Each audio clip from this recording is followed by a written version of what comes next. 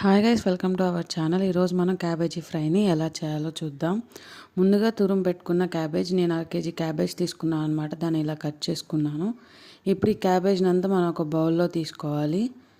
ఆ బౌల్లోకి వేసుకున్న తర్వాత మనకి సరిపోయేంత శనగపిండి, కార్న్ఫ్లోర్, కొంచెం బియ్యపిండి వేసుకోవాలి. బియ్యపిండి ఎంత వేసుకున్న తర్వాత ఈ మూడింటిని మనం బాగా కలుపుకోవాలి. వాటర్ యాడ్ చేయొద్దు, ఎందుకంటే క్యాబేజీలో ఆల్రెడీ మనకి వాటర్ అనేది ఉంటుంది కాబట్టి మనం ఇప్పుడే వాటర్ యాడ్ చేసుకోవద్దు. ఇప్పుడు తగినంత ఉప్పు కూడా వేసుకుని ఒకసారి కలుపుకొని, తర్వాత కారం, ధనియా పౌడర్, కొంచెం పసుపు, అల్లం వెల్లుల్లి పేస్ట్ కూడా, పసుపు కూడా యాడ్ చేసుకోవాలి.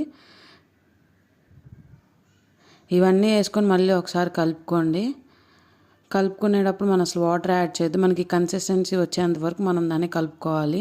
ఇప్పుడు మనం ఆల్రెడీ ముందుగానే ప్యాన్ పెట్టాం అనమాట. ఆయిల్ హీట్ ఎక్కిన తర్వాత మనం కలుపుకున్న ఆ మిశ్రమాన్ని మొత్తం కొంచెం కొంచెం పకోడీ షేప్ కావాలంటే పకోడీ షేప్, నార్మల్గా అయినా మీరు వేసుకోవచ్చు, అలా కావాలంటే అలాగా.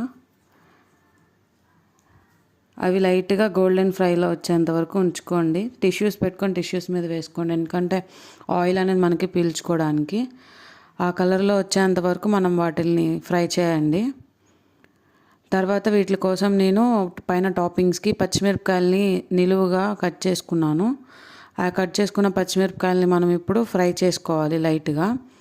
ఈ రెసిపీ, ఈ క్యాబేజీ ఫ్రై మనము సాంబార్లోకి యూస్ చేయొచ్చు, రసంలోకి యూస్ చేయొచ్చు, చాలా బాగుంటుంది. వీటిని పచ్చిమిరపకాయలను కరివేపాకుని లైట్గా ఫ్రై చేయండి.